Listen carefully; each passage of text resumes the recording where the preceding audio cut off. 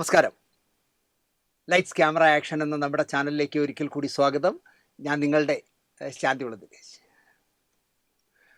നമ്മളിത് ഷൂട്ട് ചെയ്യാൻ വരുമ്പോഴേ മാനസികമായി ശാന്തതയോടെ സന്തോഷത്തോടെ വന്നാൽ ആ പ്രോഗ്രാം പ്രസൻറ്റ് ചെയ്യുമ്പോഴും ആ സന്തോഷമുണ്ടാകും.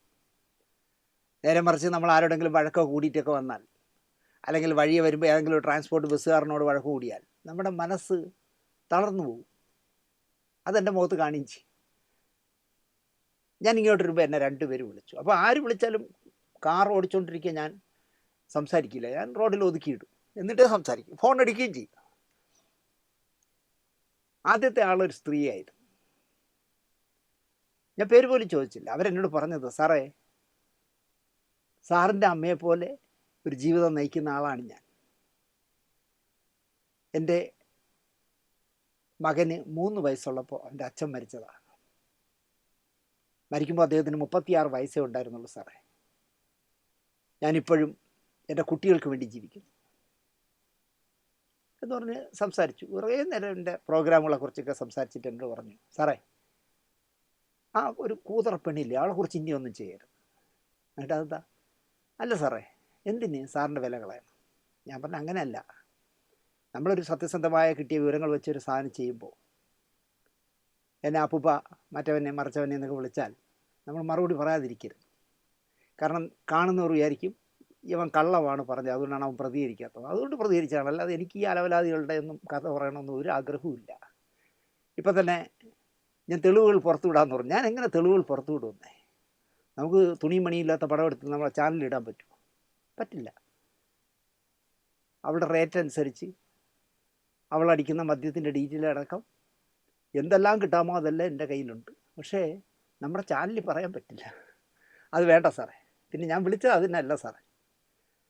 എന്തൊക്കെ പറഞ്ഞാലും സാറേ, സാറിൻ്റെ അടുത്ത സുഹൃത്തായിരുന്ന ആളല്ലേ ഗണേശൻ. ഞാൻ പറഞ്ഞതേ, അത്രയും കടുപ്പിക്കണ്ടായിരുന്നു സാറേ ഗണേശൻ. ഞാൻ പറഞ്ഞു, അയ്യോ, ഏറ്റവും ലൈറ്ററായിട്ടാണ് ഞാൻ പറഞ്ഞത്.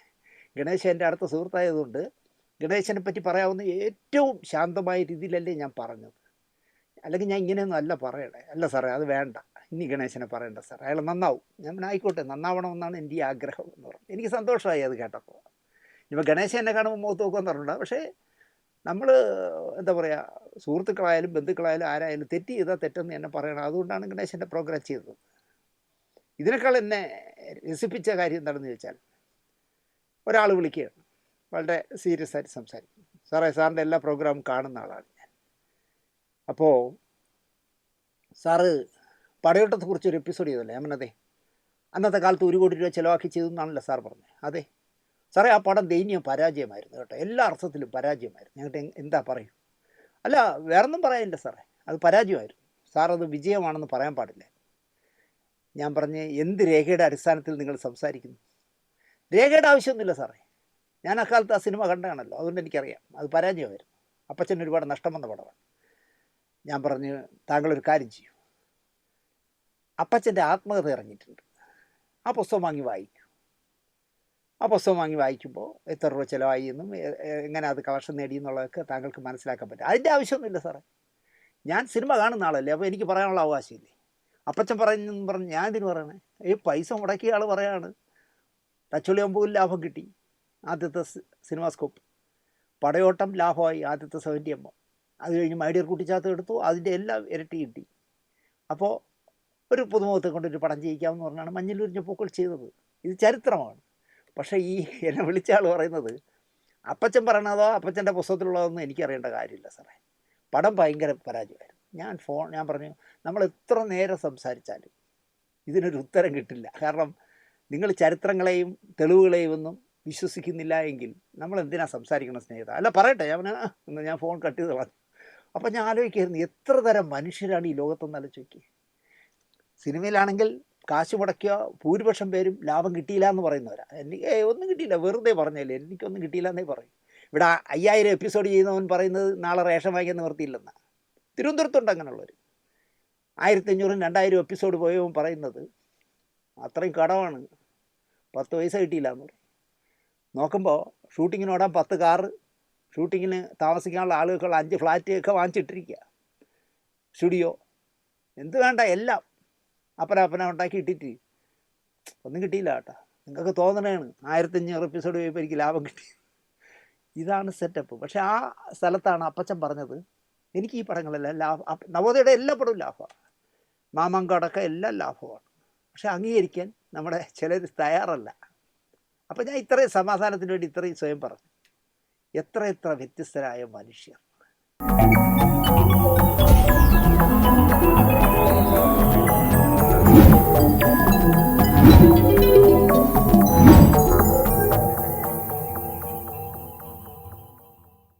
നമസ്കാരം. 1947 ഇന്ത്യക്ക് സ്വാതന്ത്ര്യം കിട്ടിയ ദിവസം, അല്ല കിട്ടിയ വർഷം, ഫെബ്രുവരി 9 കഠിനംകുളത്ത് വെച്ച്, തിരുവനന്തപുരത്ത് കഠിനംകുളത്ത് വെച്ച് അബ്ദുൽ ഖാദറിൻ്റെ വിവാഹം കഴിഞ്ഞു. അപ്പോൾ അബ്ദുൽ ഖാദറിന് 18 വയസ്സാണ് പ്രായം. അമ്മയുടെ സഹോദരൻ്റെ മകൾ, മുറപ്പെണ്ണ് ആണ് വധു, ഹബീബ ബീവി. ഹബീബയുടെ ചേച്ചി നബീസ ബീവി. ഇരുവരുടെയും വിവാഹം ഒരേ പന്തലിൽ വെച്ച് നടത്തണമെന്ന് അച്ഛൻ അബ്ദുൾ റഹ്മാൻ ഓർമ്മിച്ചു. നബീസ ബീവിയെ തലസ്ഥാനത്തെ താജ് ഹോട്ടൽ ഉടമസ്ഥനും കോൺട്രാക്ടറുമായ സെയിൻലാബ്ദീനുമായും നിശ്ചയിച്ചു. ഹബീബയുടെയും നബീസയുടെയും വിവാഹം ഒരേ ദിവസം ഒരേ പന്തലിൽ വെച്ച് നടന്നു. എന്ത് രസമായിരിക്കും അല്ലേ? 19 വയസ്സുകാരൻ അബ്ദുൽ ഖാദർ വിവാഹം കഴിഞ്ഞുവെങ്കിൽ പോലും പഠനം തുടർന്നു. 1948 6ാം ഫോം പാസ്സായി. തുടർ വിദ്യാഭ്യാസത്തിനായി ഖാദർ ചങ്ങനാശ്ശേരിയിലെ സെൻറ്റ് ബർക്ക്മാൻസ് കോളേജിൽ ചേർന്നു. ഹിസ്റ്ററി മെയിനും മലയാളം 2ാം ഭാഷയും എടുത്താണ് അവിടെ പഠിച്ചത്. പഠന ചെലവ് ഭാര്യാപിതാവ് അല്ലെങ്കിൽ മാമ തന്നെ ചിലവാക്കി. അറിയപ്പെടുന്ന ഒരു വക്കീലാകണം, പേരെടുക്കുന്ന ഒരു വക്കീലാകണം, ഇതായിരുന്നു അബ്ദുൽ ഖാദറിൻ്റെ സ്വപ്നം. കോളേജിൽ പഠിക്കുന്ന കാലത്ത് തന്നെ ഖാദർ പിതാവായി. ഇപ്പോഴും ആലോചിച്ചൊക്കെ നമുക്ക് ചിരി വരും ഇല്ലേ? 1949 ഓഗസ്റ്റ് 24 ലൈല ബീഗം എന്ന മൂത്ത പെൺകുട്ടി ജനിച്ചു. അപ്പോൾ ഖാദർ ഇൻ്റർമീഡിയറ്റിന് 2ാം വർഷ വിദ്യാർത്ഥിയാണ്. പിറ്റേ വർഷം 1950 ഇൻ്റർമീഡിയറ്റ് പരീക്ഷ കഴിഞ്ഞു. ഇംഗ്ലീഷ് പേപ്പർ മാത്രം ഖാദറിന് കിട്ടിയില്ല. ആ പേപ്പർ എഴുതിയെടുക്കാനായി തിരുവനന്തപുരത്ത് ഒരു ട്യൂട്ടോറിയൽ ചേർന്ന് പഠനം ആരംഭിച്ചു. ആ ഇടയ്ക്ക് തിരുവനന്തപുരത്ത് ഒരു ഡ്രാമാറ്റിക് ബ്യൂറോ അഖില കേരള അടിസ്ഥാനത്തിൽ ഒരു അഭിനയ മത്സരം സംഘടിപ്പിച്ചു. ആ മത്സരത്തിലെ രൗദ്രം, ശോകം, ഹാസ്യം എന്നീ ഭാവങ്ങളെ ഓരോന്നിനും 3 മിനിറ്റ് വീതം വെച്ച് ചെയ്ത് കാണിക്കണം സ്റ്റേജിൽ. അഭിനയിച്ച് പ്രതിഫലിപ്പിക്കാൻ കഴിയുന്നവർക്ക് മാത്രമേ അത് കഴിയുള്ളൂ. കാരണം ഒരു ശോകമൊക്കെ ചെയ്യാം, പക്ഷേ രൗദ്രവും ഹാസ്യവും ഒക്കെ ചെയ്യാമെന്ന് പറഞ്ഞാൽ 3 മിനിറ്റ് വെച്ച് ചെയ്യണ്ടേ. മത്സരാർത്ഥിയായി അബ്ദുൽ ഖാദറിൻ്റെ പേര് സുഹൃത്ത് അരൂർ കേശവൻ നായർ അപേക്ഷിച്ചു. ഖാദറല്ല അപേക്ഷിച്ചത്. പുഷ്പം പോലെ 3 ഭാവങ്ങളും സ്റ്റേജിൽ അവതരിപ്പിച്ച് കാണിച്ചു ഖാദർ.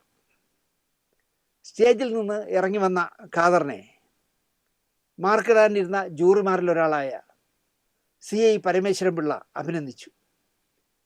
താങ്കൾ അഭിനയവാസന ഉള്ളയാളാണ് എന്ന് അദ്ദേഹം പ്രശംസിച്ചു. കൂടെ ഒരു ചോദ്യം ചോദിച്ചു. സിനിമയിൽ അഭിനയിക്കാൻ താല്പര്യമുണ്ടോ? ഉണ്ട് എന്ന് മറുപടി പറഞ്ഞു. എന്നാൽ നാളെ എൻ്റെ വഞ്ചൂരിലുള്ള വീട്ടിലേക്ക് വരാൻ ക്ഷണിച്ചു. മത്സരഫലം വന്നപ്പോൾ അബ്ദുൽ ഖാദറിനായിരുന്നു 1ാം സ്ഥാനം. 1ാം സ്ഥാനം നേടി അഭിനയത്തിൽ.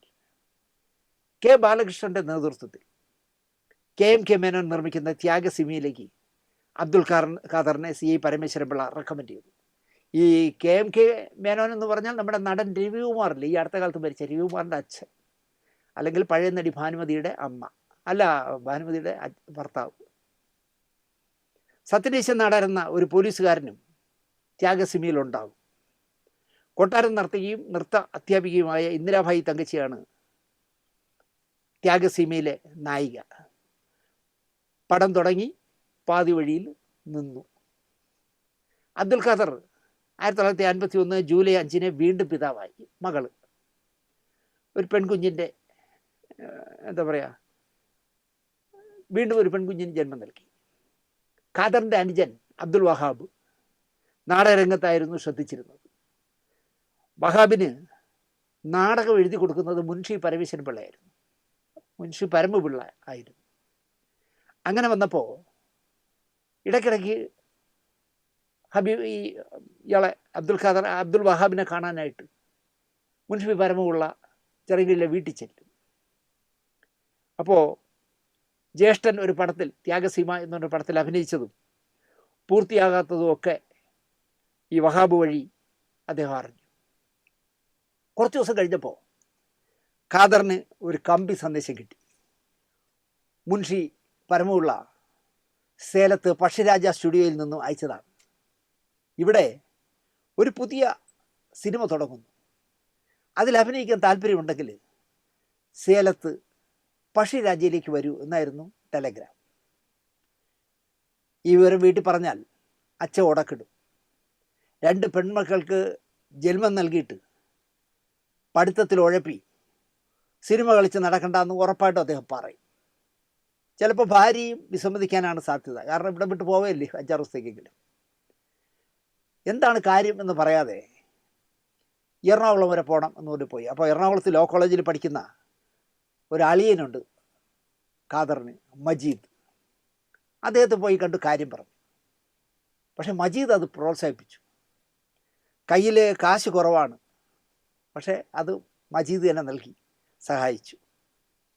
അബ്ദുൽ ഖാദർ സേലത്തെത്തി.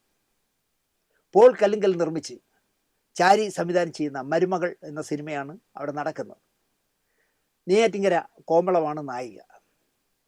ഒരു ഷെഡ്യൂൾ അഭിനയിച്ചിട്ട് മടങ്ങി. അവിടെ കഴിഞ്ഞു, എന്താ പറയുക, മരുമകൾ എന്ന് വിചാരിച്ചു. പക്ഷേ പല ഷെഡ്യൂളുകളായി ആ പടം തീർത്തു. ഒരു നാൾ അബ്ദുൽ ഖാദറിനെ തേടി ആലപ്പുഴ ഉദയ സ്റ്റുഡിയോയിൽ നിന്ന് ഒരാൾ വന്നു. ആ സമയത്ത് കെ വി കോശിയും കുഞ്ചാക്കയും ചേർന്ന് നിർമ്മിക്കുന്ന KNK പ്രൊഡക്ഷൻസ് ബിഷപ്പിൻ്റെ വിളിയിൽ അഭിനയിക്കാൻ ക്ഷണിക്കാനാണ് വന്നത് എന്ന് പിന്നീടാണ് അറിഞ്ഞത്. നായകനായിട്ട് തന്നെ. അക്കാലത്ത് ഉദയയുടെ അല്ലെങ്കിൽ KMK പ്രൊഡക്ഷൻസിൻ്റെ സിനിമകളിൽ തെക്കുറിശ്ശി സുകുമാരൻ നായരാണ് പ്രധാന നടൻ. കാരണം ജീവിത നൗകയൊക്കെ ഓടി നിൽക്കുകയല്ലേ. KJ മോഹൻ റാവു ആണ് ബിഷപ്പിൻ്റെ വിളി സംവിധാനം ചെയ്യുന്നത്. നായിക കുമാരി തങ്കം. അബ്ദുൽ ഖാദർ എന്ന പേരിന് രാശിയില്ല എന്ന് കുഞ്ചാക്കോ അങ്ങ് നിശ്ചയിച്ചു. അഭിനയിച്ച 2 പ്രോജക്റ്റുകൾ ഇങ്ങനെ, ആദ്യത്തെ പ്രോജക്റ്റ് പാതി വഴി നിന്നു, രണ്ടാമത്തത് പല ഷെഡ്യൂളുകളായി നീങ്ങുന്നു. അത് നിങ്ങളുടെ ഒരു ഭാഗ്യക്കേട് കൊണ്ടായിരിക്കാം. അതുകൊണ്ട് ഈ പേരൊന്ന് മാറ്റണം എന്നായി കുഞ്ചാക്കോ.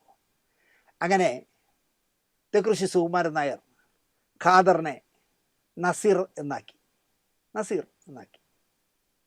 അപ്പോൾ കുഞ്ചാക്കോ പറഞ്ഞു, ആ നസീറിൻ്റെ മുമ്പിലെ ഒരു പ്രേം എന്നുകൂടി ചേർത്തോളൂ, അപ്പോൾ കുറച്ചുകൂടി രസം ഉണ്ടാവും. അങ്ങനെയാണ് അബ്ദുൽ ഖാദർ പ്രേം നസീറായി മാറിയത്. ഇതിനിടയിൽ ആലപ്പുഴയിൽ ഈ ഷൂട്ടിംഗ് നടക്കുന്നതിനിടയിൽ, ബിഷപ്പിൻ്റെ വിളിയിലെ ഷൂട്ടിംഗ് നടക്കുന്നതിനിടയിൽ 1952 മെയ് 9 മരുമകൾ റിലീസായി. ആലപ്പുഴയിലും മരുമകൾ കളിക്കുന്നുണ്ട്. ആരെയും അറിയിക്കാതെ കുഞ്ചാക്കോ തെക്കുറിശ്ശിയെയും കൂട്ടി അബ്ദുൽ ഖാദർ എങ്ങനെ കഥാപാത്രത്തെ മനസ്സിലാക്കി തന്മയത്വമായി അഭിനയിച്ചിരിക്കുന്നു എന്ന് നോക്കാനായിട്ട് തിയേറ്ററിൽ പോയി. പക്ഷേ തമിഴിലെയും തെലുങ്കിലെയും നടീനടന്മാരുടെ ഓവർ ആക്ട് കണ്ട് ശീലിച്ച സിനിമാ പ്രേമികൾ വളരെ മിതത്വത്തോടെ അഭിനയിക്കുന്ന അബ്ദുൽ ഖാദറിൻ്റെ പ്രകടനം അവർക്ക് ദഹിച്ചില്ല. അബ്ദുൽ ഖാദർ വരുന്ന സീനിലൊക്കെ തിയേറ്ററിനകത്തിരുന്ന കാണികൾ ഓരിയിട്ടു. അപ്പോൾ അന്നും കൂടാൻ ആളുകളുണ്ട്. കുഞ്ചാക്കോ തെക്കുറിശ്ശിയെ ഇരുട്ടിൽ ഇടം കണ്ടിട്ടൊന്ന് നോക്കി. അവിടെ ഒരു കൂസലുമില്ല, ആസ്വദിച്ച് സിനിമ കാണുകയാണ് തെക്കുറിശ്ശി. കുഞ്ചാക്കോ അസ്വസ്ഥനാവുക സ്വാഭാവികം. കാരണം തൻ്റെ പടത്തിൽ അഭിനയിച്ചുകൊണ്ടിരിക്കുന്ന നായകനെയാണ് വരുമ്പോഴൊക്കെ കൂവുന്നത്. പടം വിട്ടു. കാറിൽ മടങ്ങുമ്പോൾ ഒരക്ഷരം കുഞ്ചാക്കോ സംസാരിച്ചില്ല. സ്റ്റുഡിയോയിൽ തെക്കുറിശ്ശിയെ ഇറക്കി വിട്ടിട്ട് കുഞ്ചാക്കോ വീട്ടിലേക്ക് പോയി. അപ്പം അതുപോലെ രാവിലെ ഓഫീസിലെത്തിയ കുഞ്ചാക്കോ തെക്കുറിശ്ശിയെ വിളിപ്പിച്ചു. സുമാരൻ നേരെ, ഞാനൊരു തീരുമാനത്തിലെത്തി. അർത്ഥഗർഭമായി തെക്കുറിശ്ശി നോക്കി. ബിഷപ്പിൻ്റെ വിളിയിൽ നിന്നും നമുക്ക് ഖാദറിനെ ഒഴിവാക്കാം. എന്നിട്ട് മറ്റൊരാളെ ആ റോളിനായി നോക്കണം. എന്താ കാര്യം? അയാൾ ശരിയായില്ല.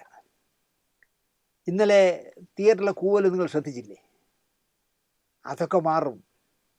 അയാൾ നല്ല ഫോട്ടോജനിക്കാണ്, നല്ല പെരുമാറ്റം, നല്ല മിതത്വമുള്ള അഭിനയം. അയാൾ മതിയെന്നേ എന്നാ ഇതേക്കുറിച്ച് ഇല്ല. എൻ്റെ തീരുമാനമാണ് ഞാൻ പറഞ്ഞത്. അയാളെ മാറ്റണം. തെക്കുറിശിയുടെ സ്ഥാനത്ത് മറ്റാരായാലും ഉള്ളിൽ സന്തോഷിക്കുക സ്വാഭാവികം. കാരണം താൻ നായകനായതുകൊണ്ട് അഭിനയിച്ചുകൊണ്ടിരിക്കുന്ന സ്റ്റുഡിയോയിലേക്ക് ഒരു പുതിയ സുമുഖനായ ചെറുപ്പക്കാരൻ വരുന്നു എന്ന് പറയുമ്പോൾ അസ്വസ്ഥനാവുമല്ലോ. താൻ നായകനായി അഭിനയിക്കുകയാണ്. ആ കമ്പനിയിലാണ് വെല്ലുവിളി ഉയർത്തിക്കൊണ്ടൊരു പുതിയ പയ്യൻ വരുന്നത്.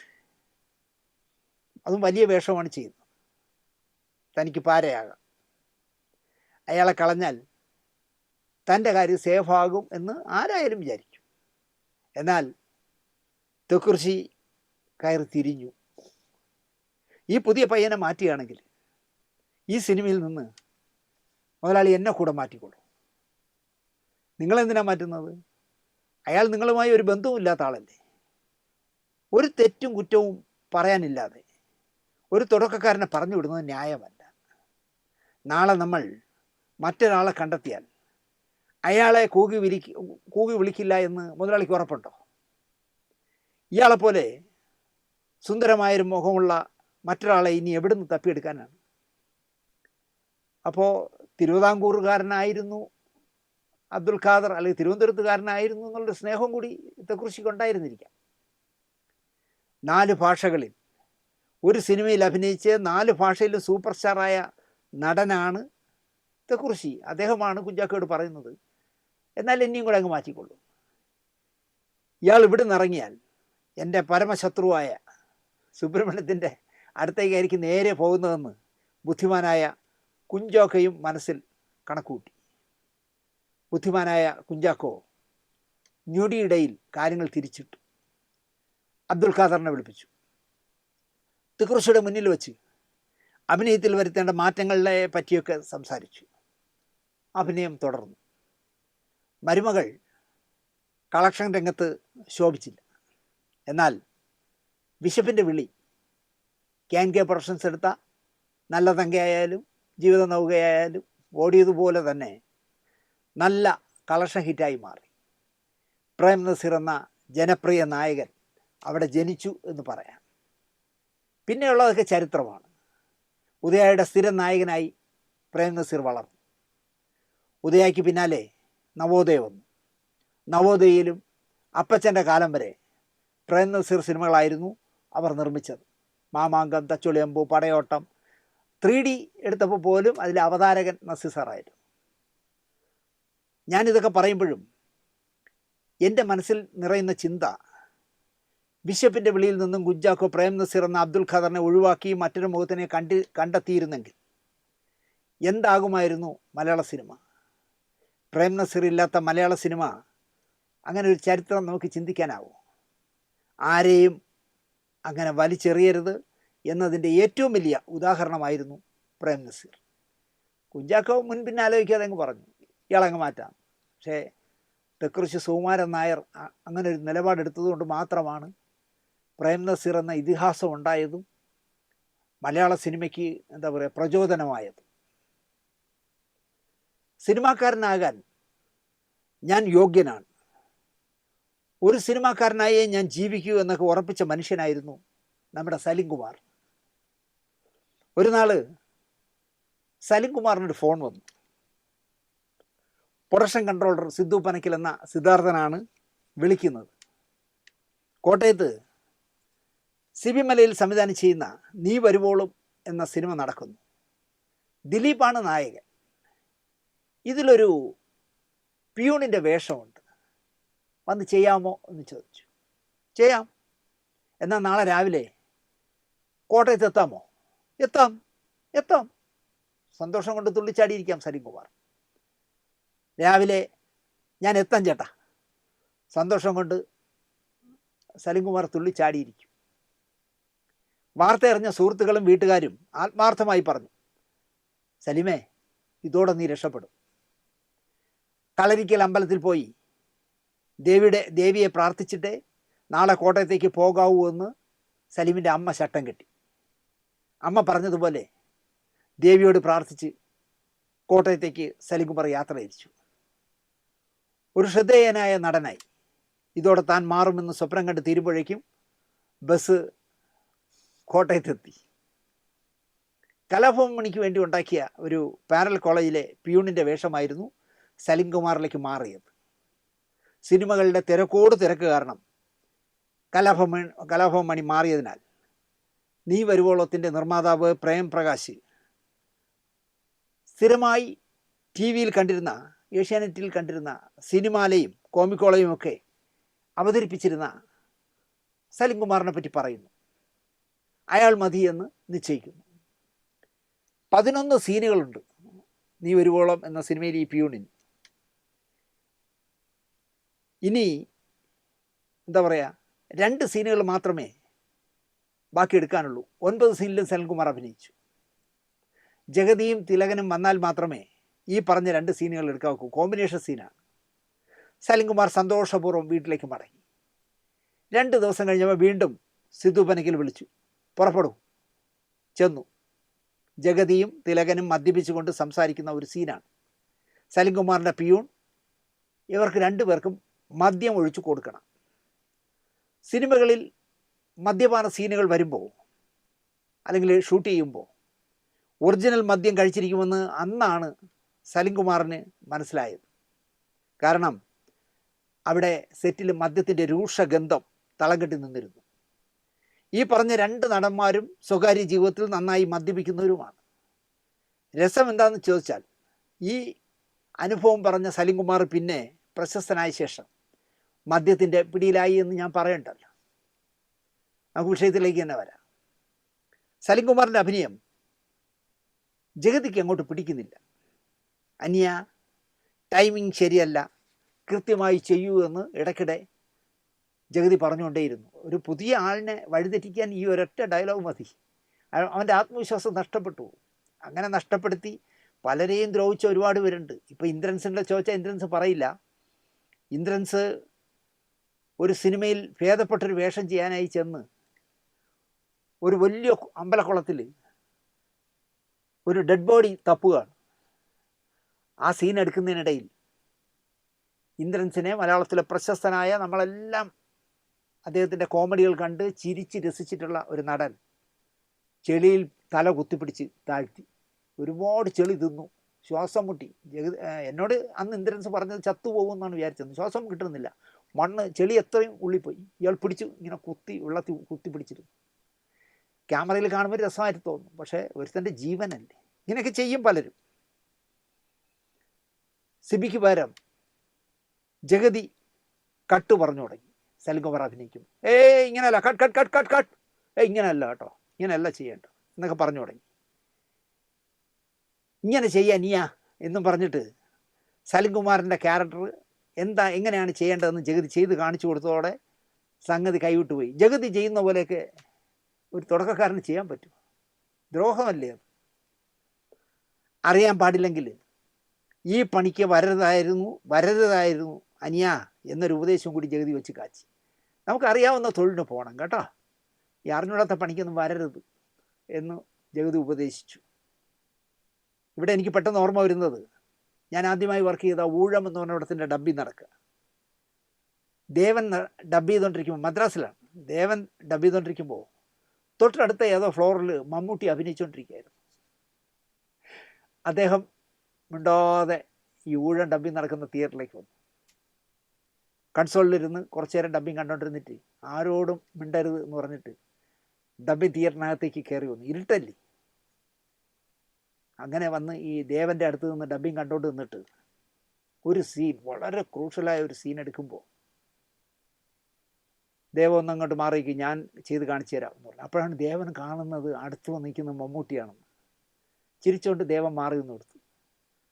ദേവൻ്റെ ചുണ്ടനൊക്കെ നോക്കി മമ്മൂട്ടി ഡബ് ചെയ്തു. മമ്മൂട്ടി ഡബ് ചെയ്തിട്ട് ഇങ്ങനെ എന്ന് പറഞ്ഞിട്ട് മമ്മൂട്ടി വീണ്ടും ഫ്ലോറിലേക്ക് പോയി. ഇങ്ങനെ ചെയ്യുമെന്ന് പറഞ്ഞ മമ്മൂട്ടി കാണിച്ചു കൊടുത്ത ഡബ് ചെയ്ത് വെച്ചിരിക്കുന്ന സാധനത്തിൻ്റെ 100-ൽ-1 അംശം ദേവന് ചെയ്യാൻ പറ്റിയില്ല. അന്ന് ഡബ്ബി നിർത്തി വെച്ചു. ദേവൻ പറഞ്ഞു മൂടില്ല, നമുക്ക് നാളെ ചെയ്യാം. വലിയ നടന്മാരൊന്നും അങ്ങനെ ചെയ്യരുത്. കാരണം ആന ചെയ്യുന്നതൊക്കെ ആടിന് ചെയ്യാൻ പറ്റില്ല, അണ്ടം കീറിപ്പോവും. എനിക്ക് ജഗതി അനിയ ഇങ്ങനെ ചെയ്യുമെന്ന് പറഞ്ഞാൽ അഭിനയിച്ച് കാണിച്ചു കൊടുത്താൽ സലിംകുമാറല്ല, ഇനി ലോകത്തെ ഏത് പുതിയ നടനായാലും പാളിപ്പോവും.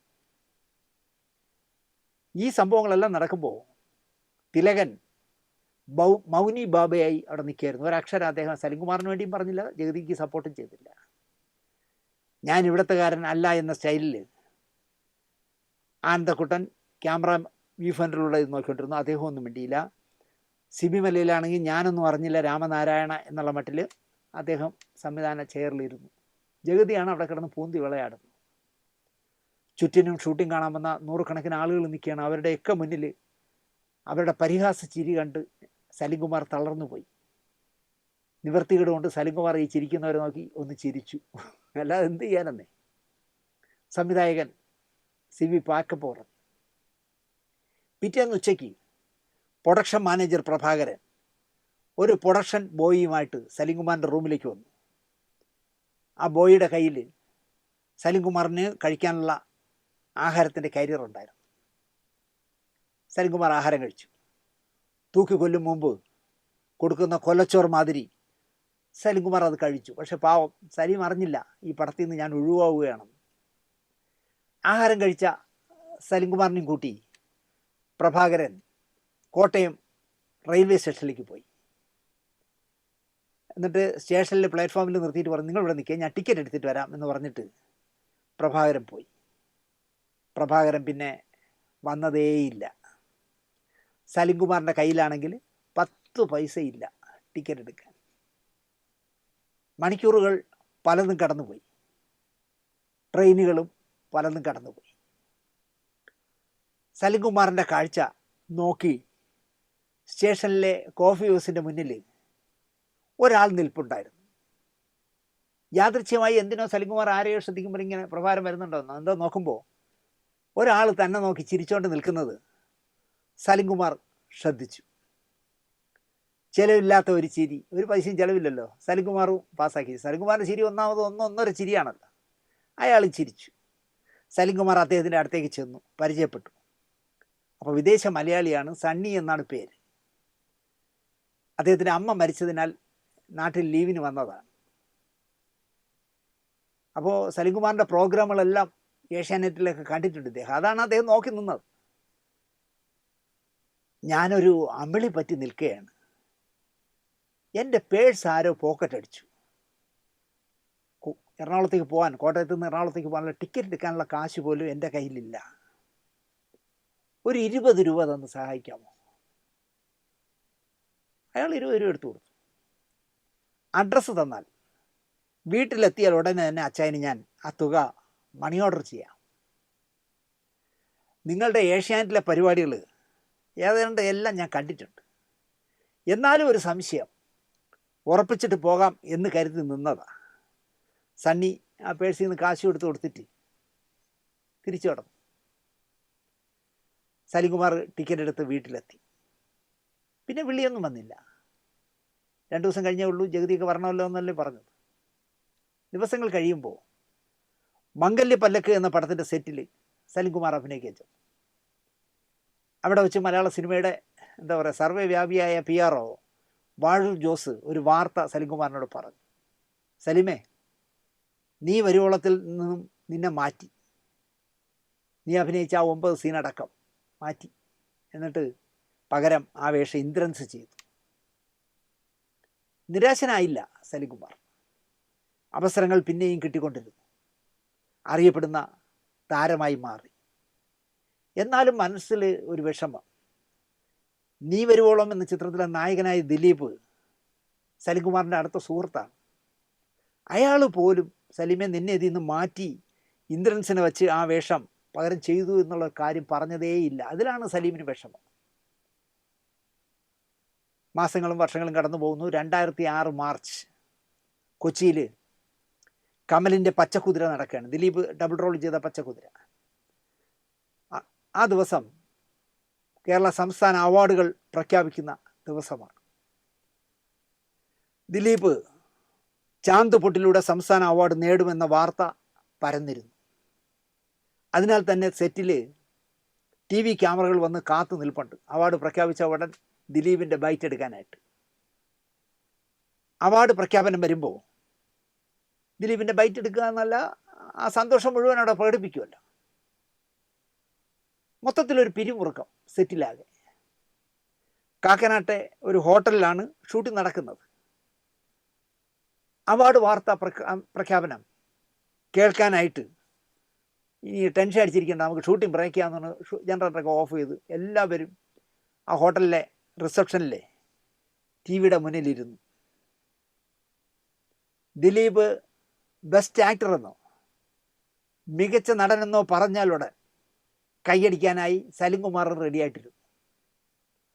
അന്നത്തെ സാംസ്കാരിക വകുപ്പ് മന്ത്രി AP അനിൽകുമാറാണ്. അദ്ദേഹം സ്ക്രീനിൽ പ്രത്യക്ഷപ്പെട്ടു. മികച്ച സിനിമാ ലേഖനം കോമഡി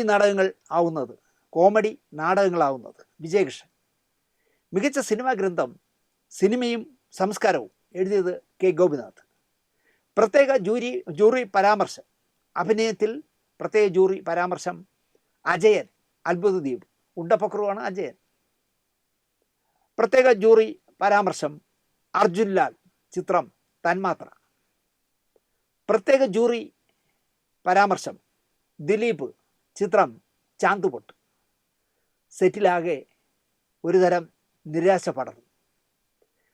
അവാർഡുകൾ പറഞ്ഞ് അവസാന ഘട്ടത്തിലേക്ക് വരികയാണ്. മികച്ച ചിത്രം തന്മാത്ര.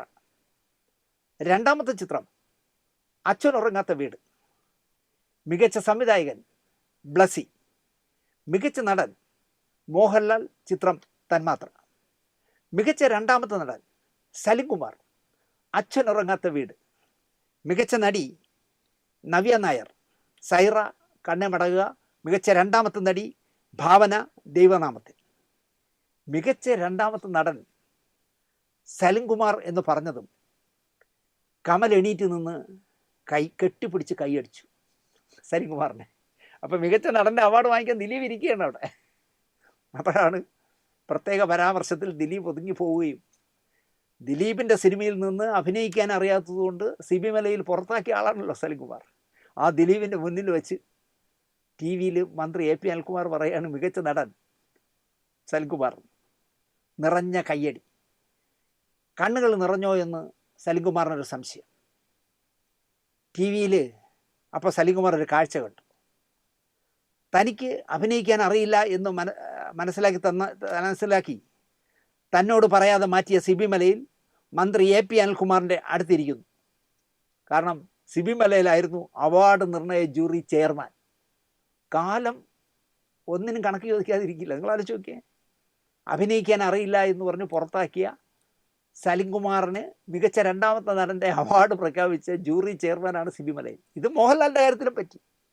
മോഹൻലാലിൻ്റെ മഞ്ഞളുരിഞ്ഞ പൂക്കളിന് ഇൻ്റർവ്യൂ ചെയ്തപ്പോൾ 10 എന്തോ 2 മാർക്കാണ് CB മലയിൽ ഇട്ടത്.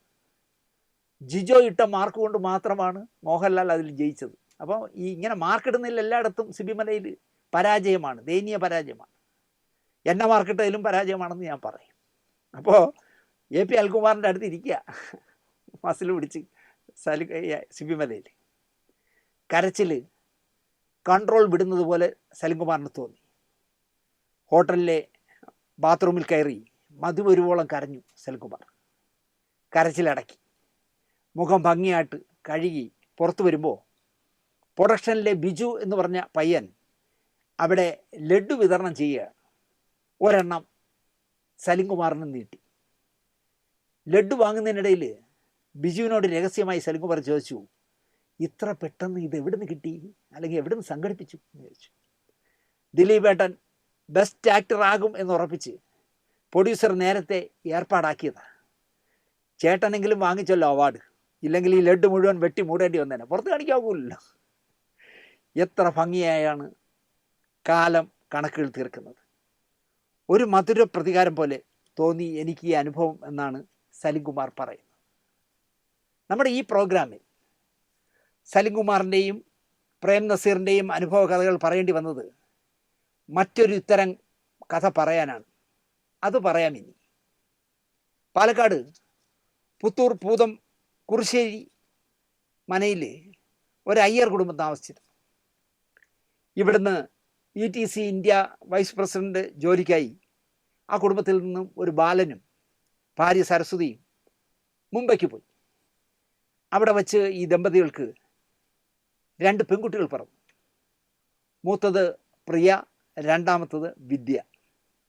ഇരുവരും പേരിനോടൊപ്പം അച്ഛൻ്റെ പേര് കൂടി ചേർത്തു, പ്രിയ ബാലനും വിദ്യാ ബാലനും. ഇപ്പോൾ നിങ്ങൾക്ക് ആളെ പിടികിട്ടി കാണും എന്നാണ് എൻ്റെ വിശ്വാസം. സിൽക്ക് സ്മിതയുടെ ജീവിതകഥ പശ്ചാത്തലമാക്കി ദ ഡേറ്റി പിക്ചർ എന്ന സിനിമയിൽ രേഷ്മ എന്ന നടിയുടെ കഥാപാത്രത്തിലൂടെ 2011 ഇന്ത്യയിലെ മികച്ച നടിക്കുള്ള ദേശീയ പുരസ്കാരം നേടിയത് ഈ നടിയായിരുന്നു, വിദ്യാ ബാലൻ. മുംബൈ ചെമ്പൂരിലെ സെൻറ്റ് ആൻ്റണീസ് ഗേൾസ് ഹൈസ്കൂളിൽ സ്കൂൾ കാലഘട്ടം പഠിച്ചു. സെൻറ്റ് സേവിയേഴ്സ് കോളേജിൽ സോഷ്യോളജിയിൽ ബിരുദവും നേടിയ വിദ്യാ ബാലന് അഭിനയത്തോട് വലിയ കമ്പമുണ്ടായിരുന്നു. 1979 ജനുവരി 1 വിദ്യാ ബാലൻ്റെ ജനനം. ഹിന്ദിയിലും ബംഗാളിയിലും ഇംഗ്ലീഷിലും മറാഠിയിലും നന്നായി സംസാരിക്കും. മലയാളവും തമിഴും മിക്സ് ചെയ്ത് മമിഴ് എന്ന് ഞാൻ പറയാറുള്ള ആ ഭാഷയിലാണ് വീട്ടിൽ സംസാരിക്കുന്നത്. ചേച്ചി പ്രിയ ബാലൻ പരസ്യ ചിത്രീകരണ രംഗത്ത് പ്രവർത്തിക്കുന്നു. ഷബിന ആസ്മിയുടെയും മാധുരി ദീക്ഷിത്തിൻ്റെയും ആരാധികയായ വിദ്യാ ബാലന് 16ാമത്തെ വയസ്സിൽ ഏക്താ കപൂറിൻ്റെ ഹം പാഞ്ച് എന്ന പരമ്പരയിൽ ഒരു വേഷം കിട്ടി, രാധിക എന്ന കഥാപാത്രം. പിന്നാലെ ഹം പാഞ്ച് പരമ്പര എന്ന കഥാപാത്രം കിട്ടി. മലയാള സിനിമയിൽ നായികയാകണം എന്നവരാഗ്രഹിച്ചു. തമിഴിലും ഒരു കൈ നോക്കണം എന്ന് തീരുമാനിച്ചു. കമൽഹാസനോടൊപ്പം മനസ്സെല്ലാം എന്ന സിനിമയിൽ അഭിനയിച്ചു. പക്ഷേ സിനിമ പൂർത്തിയായില്ല. തല അജിത്തിനോടൊപ്പം ഒരു സിനിമ ചെയ്തു, പക്ഷേ ഇടയ്ക്ക് നിന്നുപോയി. പിന്നെ ആ വേഷം തൃഷയെ നായികയാക്കി അവർ പൂർത്തിയാക്കി. ഭൂൽ ഭുലയ്യ പ്രിയൻ ക്ഷണിച്ചു അതിലേക്ക്. പിന്നെ അത് ഇവരെ മാറ്റിയിട്ട് തബൂനെയാക്കി. 2000 ഒരു നല്ല അവസരമെത്തി വിദ്യാ ബാലനെ തേടി. ലോഹിതദാസ് തിരക്കഥ എഴുതി, കമൽ സംവിധാനം ചെയ്ത്, മോഹൻലാൽ നായകനും കൂടെ വേറൊരു നായകനായ ദിലീപും ഉണ്ട്. ജോണി സാഗരിക എന്ന കാസറ്റ് കമ്പനി ഉടമയാണ് നിർമ്മാതാവ്. ചിത്രത്തിൻ്റെ പേര് ചക്രം. ഭംഗിയായി ചിത്രീകരണം തുടങ്ങി. പക്ഷേ ഓരോ സീൻ കഴിയുമ്പോഴും മോഹൻലാൽ അസ്വസ്ഥനാകാൻ തുടങ്ങി. തന്നോട് പറഞ്ഞ കഥയാണ് ചിത്രീകരിക്കുന്നതെന്ന് മോഹൻലാലിന് തോന്നിയില്ല. ഇപ്പോഴെടുക്കുന്ന ഈ സീനിൻ്റെ തൊട്ടു മുന്നിൽ എന്താണ് സീനെന്ന് ചോദിച്ചാലോ, ഈ സീൻ കഴിഞ്ഞാൽ അടുത്ത സീൻ ഏതാണെന്ന് ചോദിച്ചാലോ, സംവിധായകൻ കമലിന് ഉത്തരമില്ല. കമലേ, ഈ സീനിൻ്റെ അടുത്ത സീൻ എന്താ? ഈ സീനിൻ്റെ മുമ്പ് ഏതാ? കാരണം അക്കാലത്ത് ലോഹിതദാസിൻ്റെ ആരെങ്കിലും സീനിൻ്റെ മുമ്പും പിമ്പൊക്കെ ചോദിച്ചാൽ അയാൾ ഒരു അമ്മ തരുമെന്ന്. മൂകാംബിയെ പറയുന്നതാണ്, മൂകാംബിയെ ദേവി തരും എന്ന് പറയുന്നതാണ്. അമ്മ തരും, കാരണം പുള്ളിരിയിലും ഇല്ല സീൻ എന്നാണ് അദ്ദേഹം പറയുന്നത്. അങ്ങനെ ഒരു സിനിമ എടുക്കുക എന്ന് പറഞ്ഞാൽ ഭയങ്കര ഭാരിച്ച പണിയാണ്. ഇപ്പോൾ മോഹൻലാൽ ഈ സീനിൻ്റെ അവസാനം ഇവിടുന്ന് പുറത്തേക്ക് പോകുന്നതായിട്ട് ഷൂട്ട് ചെയ്യുന്ന വെച്ചോ, അടുത്ത ഒരിടത്ത് മോഹൻലാൽ അവിടേക്ക് കടന്നു വരുന്നതാണെങ്കിൽ പ്രശ്നമില്ല. പക്ഷേ മോഹൻലാൽ അവിടെ കിടന്ന് ഉറങ്ങുന്നതാണെങ്കിൽ അടിക്കില്ലേ. അങ്ങനെ ഒരുപാട് പ്രശ്നങ്ങളുണ്ട് ഈ വൺലൈനില്ലാതെ സ്ക്രിപ്റ്റ് എഴുതിയ. അത് മുഴുവൻ ഈ കമൽ ഒന്നും പറയാത്തതിൻ്റെ കാരണം എന്താണെന്ന് ചോദിച്ചാൽ, ഈ സിനിമയെക്കുറിച്ചുള്ള പിക്ചർ മുഴുവൻ ലോഹിതദാസിൻ്റെ മനസ്സിൽ മാത്രമേ ഉള്ളൂ. ലോഹിയോട്ട് മനസ്സ് തുറക്കിയില്ല. കാരണം പെട്ടെന്ന് കയറി സൂപ്പർ സ്റ്റാറായി എഴുത്തുകാരനായി മാറിയപ്പോൾ ലോഹിയോട് ആർക്കും ഒന്നും ചോദിക്കാൻ പറ്റില്ല. എങ്കിൽ ലോഹി കളഞ്ഞിട്ട് പോകും. ഓരോ സീൻ കഴിയുന്തോറും മോഹൻലാൽ കൂടുതൽ സംഘർഷത്തിലായി. 15 ദിവസത്തെ ചിത്രീകരണത്തിന് ശേഷം ചക്രം ഉരുളാതായി. മോഹൻലാൽ പടം ഉപേക്ഷിച്ചു. അതോടെ തൻ്റെ തെറ്റിലല്ലാതെ നിന്നുപോയ ചിത്രത്തിൻ്റെ പഴി മുഴുവൻ വിദ്യാ ബാലൻ്റെ തലയിലായി. ഭാഗ്യമില്ലാത്ത നടി, അൺലക്കി നടി എന്നൊക്കെ അവർക്ക് വിളിപ്പേരായി. പിന്നാലെ മുകേഷിൻ്റെ നായികയായിട്ട് കളരി വിക്രമൻ എന്നൊരു ചിത്രത്തിൽ വിദ്യാബാലൻ ജോഡിയായി. സാമ്പത്തിക പ്രശ്നം കൊണ്ട് ആ സിനിമയിൽ നിന്നു. അതോടെ ദക്ഷിണേന്ത്യൻ സിനിമാ മോഹം വിദ്യാബാലൻ അവസാനിപ്പിച്ചു. 2003 ഫലോ ദേഖ എന്ന ബംഗാളി സിനിമ അവർക്ക് കിട്ടി. പിന്നാലെ പരിണിത എന്ന ഹിന്ദി സിനിമയും കിട്ടി. പരിണിത ഹിന്ദിയിലെ ഫസ്റ്റ് ഫിലിം ഫെയർ അവാർഡ് നേടി. 2006 രാജ്കുമാർ ഹിറാനിയുടെ ലഗേ രഹോ മുന്നാബായി ശ്രദ്ധിക്കപ്പെട്ടു. 6 സ്ക്രീൻ പുരസ്കാരങ്ങളും 6 ഫിലിം ഫെയർ പുരസ്കാരങ്ങളും ഈ ചിത്രം നേടി. ഒപ്പം ദേശീയ അവാർഡ്. സഞ്ചീറിന് മുമ്പ് സാക്ഷാൽ അമിതാഭ് ബച്ചന് ഇത്തരം കാത്തിരിപ്പ് വേണ്ടി വന്നിട്ടുണ്ട്. ഹേമമാലിനിയും തബുവിനും ഒക്കെ ഇത്തരം അനുഭവങ്ങൾ ഉണ്ടായിട്ടുണ്ട്. രാശിയില്ലാത്തവർ എന്ന പേരും കേട്ടിട്ടുണ്ട്. സന്തോഷ് ശിവൻ്റെ ഉറുമിയിൽ വിദ്യാബാലനുണ്ടായിരുന്നു. മാക്കം, ഭൂമി എന്നീ കഥാപാത്രങ്ങളായിട്ട്. മാധവക്കുട്ടിയുടെ ജീവിതകഥ എന്ന് പറഞ്ഞ് ഒരു രാഷ്ട്രീയ നേതാവിനെ വെള്ള പൂശാനെടുത്ത ആമിയിലേക്ക് വിദ്യാബാലനെയായിരുന്നു നായികയായി നിശ്ചയിച്ചത്. ഒരു എന്താ പറയുക, മാധവക്കുട്ടിയുടെ ജീവിതത്തിൽ തന്നെ കടന്നു ചെന്ന് അവരുടെ സ്വകാര്യതയിലേക്ക് കടന്നു ചെന്ന് കെട്ടിക്കൊള്ളാമെന്ന് കള്ള വാഗ്ദാനം കൊടുത്ത് അവരെ ചതിച്ച് ഉപയോഗിച്ച് കറിവേപ്പിലയുടെ ചണ്ടി പോലെ തുപ്പിക്കളഞ്ഞിട്ട് പോയ ഒരു രാഷ്ട്രീയ നേതാവ് കേരളത്തിലുണ്ടല്ലോ. അയാളെ വെള്ള പൂശാനായിട്ട്, കാരണം സംവിധാനം ചെയ്യുന്നത് കമലാണ്. കമ്മ്യൂണിസം പറയുമെങ്കിലും ഇത്രയും വർഗീയമായി ചിന്തിക്കുന്ന ഒരു മനുഷ്യനെ ഞാൻ കണ്ടിട്ടില്ല. അപ്പോൾ അയാളുടെ സമുദായത്തിൽ ജനിച്ച ഈ രാഷ്ട്രീയ നേതാവിനെ ഒന്ന് വെള്ള പൂശിയെടുക്കണം നല്ലവനായിട്ട്. അതിന് കാശ് മുടക്കാനും ആളുണ്ട് വെള്ള പൂശാൻ. അങ്ങനെ ആണ് ആമി എന്ന് പറഞ്ഞ സിനിമ എടുക്കുന്നത്. അവസാന നിമിഷം വിദ്യാബാലൻ ആ ആമിയുടെ വേഷത്തിൽ നിന്ന് പിന്മാറി. കാരണം അവർക്ക് കൃത്യമായ പിക്ചർ കിട്ടി. ഇത് ആമിയുടെ കഥയല്ല, ഈ പെണ്ണുപിടിയൻ്റെ കഥ വെള്ളപൂശി പെണ്ണുപിടിയനെ വിശുദ്ധനാക്കാൻ എടുക്കുന്നതാണെന്ന് മനസ്സിലായി. പക്ഷേ ആമിയിൽ നിന്ന് വിദ്യാബാലൻ മാറിയത് നന്നായി. കാരണം ആ സിനിമ കണ്ടു നോക്കണം, ഒരു നഷ്ടവുമില്ല വിദ്യാബാലൻ മാറിയതിൽ. അങ്ങനത്തെ ഒരു കൂതറ സിനിമയായിരുന്നല്ലോ. 2012 സിനിമാ നിർമ്മാതാവ് സിദ്ധാർത്ഥ് റോയ് കപൂറിനെ വിദ്യാബാലൻ വിവാഹം കഴിച്ചു. 2014 രാജ്യം പത്മശ്രീ നൽകി വിദ്യയെ ആദരിച്ചു. ബംഗാളി, ഹിന്ദി, മലയാളം സിനിമകൾ അവരിതുവരെ ചെയ്തു. ദൈവത്തിൽ ധാരാളം വിശ്വാസമുണ്ട്. ദൈവവുമായി ധാരാളം സംസാരിക്കാറുമുണ്ട്. പക്ഷെ സംഘടിതമായ രീതിയിൽ ഇപ്പോൾ നടത്തുന്ന പോലുള്ള മതത്തിൻ്റെ രീതിയിൽ എനിക്ക് വിശ്വാസമില്ല എന്നാണ് വിദ്യാബാലൻ്റെ അഭിപ്രായം. ചക്രത്തിന് പിന്നെ എന്ത് സംഭവിച്ചെന്ന് കൂടി പറയാം. ഈ സിനിമ മുടങ്ങിയതോടെ ലോഹിതദാസിനോടും കമലിനോടും മോഹൻലാൽ പിന്നെ സഹകരിച്ചിട്ടേയില്ല. രണ്ടുപേരെയും ഒഴിവാക്കി. നിലച്ച ചിത്രം അല്ലെങ്കിൽ നിലച്ച ചക്രം 2003 ലോഹിതദാസ് തന്നെ സംവിധാനം ചെയ്തു. പൃഥ്വിരാജ്, ജയസൂര്യ, മീര ജാസ്മിൻ എന്നിവരെ വച്ച്.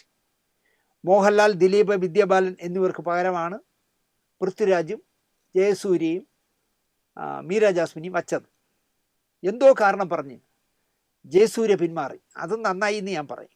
പകരം നൂലുണ്ട എന്ന പേരിൽ ശ്രദ്ധേയനായ വിജേഷ് വന്നു. അമ്മിണി ആർട്സിൻ്റെ ബാനറിൽ കൃഷ്ണദാസ് നിർമ്മിച്ച ചിത്രം പിന്നീട് ടെൽക്കോയ്ക്ക് വിതരണം എടുത്ത ടെൽക്കോ അങ്ങ് ഏറ്റെടുത്തു. മോഹൻലാലിനായി എഴുതിയുണ്ടാക്കിയ വേഷം 10, 20, 22 വയസ്സുള്ള പൃഥ്വിരാജ് ചെയ്താലോ, ദിലീപിനായി ഉണ്ടാക്കിയ വേഷം നൂലുണ്ട ചെയ്താലോ എങ്ങനെയാകുമെന്നൊന്നും ലോഹിതദാസ് ചിന്തിച്ചില്ല. അദ്ദേഹത്തിന് ഒരൊറ്റ ലക്ഷ്യം ഉണ്ടായിരുന്നുള്ളൂ, എങ്ങനെയെങ്കിലും മീര ജാസ്മിനെ വളർത്തിയെടുക്കണം. ദയനീയമായി ചക്രം പൊളിഞ്ഞു. ഈ ചക്രം പൊളിയുമ്പോൾ ഉള്ളൊരു പ്രശ്നം, അതോടുകൂടി ലോഹിതദാസിൻ്റെ ആത്മവിശ്വാസവും നഷ്ടപ്പെട്ടു. ചക്രം വീണ്ടും എടുക്കുമ്പോൾ നല്ലൊരു ചതി നടന്നു. അതുകൂടി പറഞ്ഞ് അവസാനിപ്പിക്കും. കമൽ ചെയ്ത ചിത്രത്തിനായി 7 പാട്ടുകൾ റെക്കോർഡ് ചെയ്തിരുന്നു. ഗിരീഷ് പുത്തഞ്ചേരി എഴുതി രവീന്ദ്രൻ സംഗീത സംവിധാനം നിർവഹിച്ച പാട്ടുകൾ. ലോഹിതദാസ് ചക്രം ചെയ്യാൻ ഇറങ്ങിയപ്പോൾ ഈ പാട്ടുകൾ തരാമോ എന്ന് ജോണി സാഗരിയോട് ചോദിച്ചു. എന്ത് ചോദ്യ ചേട്ടാ, എനിക്കെന്തിനാ ഇനി ഈ പാട്ട്, എടുത്തോന്ന് സന്തോഷപൂർവ്വം പറഞ്ഞു. ലോഹി പാട്ടുകളെടുത്ത് ഷൂട്ട് ചെയ്തു. പടം റിലീസ് ചെയ്യാൻ 5 ദിവസം ഉള്ളപ്പോൾ ജോണി സാഗരിയുടെ ഒരു ഇണ്ടാസ് വന്നു. എൻ്റെ ചിത്രത്തിലെ പാട്ടുകൾ ഉപയോഗിക്കണമെങ്കിൽ 1 കോടി രൂപ എനിക്ക് തരണം. ആ പടത്തിൻ്റെ ബജറ്റ് മൊത്തം 1 കോടി ഇല്ല. 1 കോടി രൂപ തന്നിട്ട് ആ പാട്ടുകൾ ഉപയോഗിച്ചാൽ ഷൂട്ട് ചെയ്ത് കഴിഞ്ഞു എന്ന് അറിഞ്ഞപ്പോഴാണ്. റിലീസ് ചെയ്യാൻ 5 ദിവസമല്ലേ ഉള്ളൂ. വിവരം പറഞ്ഞ് ലോഹിതദാസ് പൊട്ടിക്കരഞ്ഞു എന്നാണ് അദ്ദേഹത്തിൻ്റെ ഏറ്റവും അടുപ്പക്കാരനായ ഒരാൾ ഞാൻ ഈ കാര്യം സംസാരിക്കാൻ എന്നെ വിളിച്ചപ്പോൾ എന്നോട് പറഞ്ഞത്. ആലോചനകൾ പല വഴി പോയി. ഗിരീഷ് പുത്തഞ്ചേരിയും രവീന്ദ്രനും എത്തി എറണാകുളത്ത്. പാടി ചിത്രീകരിച്ചു പോയ പാട്ടുകൾക്ക് അതേ മീറ്ററിൽ മാറ്റി എഴുതിയാൽ ഷൂട്ട് ചെയ്ത് ഉപയോഗിക്കാം. പറഞ്ഞ ദിവസം റിലീസ് ചെയ്യുകയും ചെയ്യാം. പറ്റുമോ എന്ന് ചോദിച്ചു. നിസ്സംശയം ചെയ്യാമെന്ന് പുത്തഞ്ചേരി ഉറപ്പ് കൊടുത്തു. കാരണം ഷൂട്ട് ചെയ്ത് ഫിലിമിൽ ആക്കി വെച്ചിരിക്കുകയല്ലേ. അപ്പോൾ അതിൽ ആ ഓരോ വാക്കും നീ എന്നുള്ളതിന് വേറൊരു വാക്ക് വേണം, എങ്കിലേ അത് ചിത്രീകരിക്കാതെ പടത്തിലേക്ക് കയറ്റാൻ പറ്റൂ. എന്നാലേ 5 ദിവസം കഴിയുമ്പോൾ പടം റിലീസ് ചെയ്യാൻ പറ്റൂ. നിമിഷങ്ങൾ കൊണ്ട് പുത്തഞ്ചേരി മാറ്റി എഴുതി. അതുമായി രാത്രി 11 മണിക്കുള്ള ഫ്ലൈറ്റിൽ ചെന്നൈക്ക്. അവിടെ വിജയ് യേശുദാസ് അടക്കം സ്റ്റുഡിയോയിൽ കാത്തിരുന്നു. പാടി മിക്സ് ചെയ്ത് പ്രിൻ്റ് അടിച്ച് ചേർത്ത് പറഞ്ഞ ദിവസം തന്നെ ചക്രം റിലീസ് ചെയ്തു. ജോണി സാഗരിക ഇതുപോലെ ബോഡി ഗാർഡിൻ്റെ തമിഴ് സിദ്ദിഖ് തുടങ്ങുമ്പോഴും ഒരു കളി കളിച്ച് 3 കോടി രൂപ തട്ടിയിരുന്നു. എന്നിട്ട് ജോണി എന്ത് നേടിയെന്ന് ജോണി തന്നെ ചിന്തിക്കട്ടെ എന്ന് ഞാൻ പറയും. കാരണം ജോണി ചെയ്ത ഒരു ചതിയിൽ ഗോകുലം ഗോപാലിന് കൊടുക്കാനുള്ള 3 കോടി രൂപയുടെ DDയുമായിട്ട് സിദ്ദിഖ് ഫെഫ്ക ഡയറക്ടേഴ്സ് യൂണിയനിലേക്ക് വന്നു. ഞങ്ങളുടെ എക്സിക്യൂട്ടീവ് അടക്കം സിദ്ദിഖുണ്ട് എക്സിക്യൂട്ടീവ്. ഞാൻ ജീവിതത്തിൽ ആദ്യമായിട്ടും അവസാനമായിട്ടും 3 കോടി രൂപയുടെ DD കണ്ടത് അതാണ്. നിറഞ്ഞ കണ്ണുകളോടെ സിദ്ദിഖ് പറഞ്ഞു, എൻ്റെ 3 കുഞ്ഞുങ്ങൾ കഴിക്കേണ്ട ഭക്ഷണത്തിൻ്റെ പൈസയാണിത്. ഞാൻ ആരും ചതിച്ചതല്ല. ഒരു സുഹൃത്ത് എന്നുള്ള നിലയ്ക്ക് ജോണിയോട് ഒരു എഗ്രിമെൻ്റ് ഞാൻ എഴുതി വാങ്ങിയിരുന്നില്ല. ജോണി എന്നെ ചതിക്കുമെന്ന് ഞാൻ വിചാരിച്ചതുമല്ല. ദാ കൊടുത്തേക്കൂ എന്ന് പറഞ്ഞ് ഫെഫ്ക വഴിയാണ് ഗോകുലം ഗോപാലിന് ആ 3 കോടി രൂപ കൊടുത്തത്. അപ്പോൾ വളഞ്ഞ വഴികൾ ജോണിയുടെ കയ്യിൽ ഒരുപാടുണ്ടെന്ന് ചക്രം മാത്രമല്ല ഈ പറഞ്ഞ ബോഡി ഗാർഡിലും ഞാൻ സാക്ഷിയായിരുന്നല്ലോ. വിദ്യാബാലൻ്റെ കഥ പറയാനാണ് വന്നത്. തുടക്കവും ഒടുക്കവും വിദ്യയില്ലാതെ പോയി. അഭിനയിക്കാൻ അറിയാവുന്ന മലയാളിയായ വിദ്യാബാലനെ ഇനി എന്നാവും മലയാള സിനിമ ഉപയോഗിക്കുന്നത് എന്നാണ് ഞാൻ ആലോചിക്കുന്നത്. ഇവിടെ പലരെയും നമ്മൾ പരീക്ഷിക്കുന്നുണ്ട്. പക്ഷേ അഭിനയിക്കാൻ അറിയാമെന്ന് തെളിയിച്ച മലയാളിയായ വിദ്യാബാലന് അർഹതപ്പെട്ട ഒരു അവസരം മലയാള സിനിമ കൊടുത്തിട്ടില്ല. വല്ലവരുടെയും കുറ്റത്തിന് സിനിമ നിന്നുപോയാൽ വിദ്യ അൺലക്കി എന്ന് പറഞ്ഞാണ് അവസാനിപ്പിക്കുന്നത്. നസീർ സാറിനെ പോലെ സലീം കുമാറിനെ പോലെ തന്നെ വിദ്യാബാലനും അർഹിക്കുന്ന നല്ല വേഷങ്ങൾ കിട്ടിയാൽ ഇനിയും ശോഭിക്കാനാവും വിദ്യയ്ക്ക് എന്ന് മാത്രം പറഞ്ഞുകൊണ്ട് അത്തരം ഒരുപാട് അവസരങ്ങൾ വിദ്യാബാലന് ലഭിക്കട്ടെ എന്ന് പ്രാർത്ഥിച്ചുകൊണ്ട് നിർത്തുന്നു. നന്ദി, നമസ്കാരം.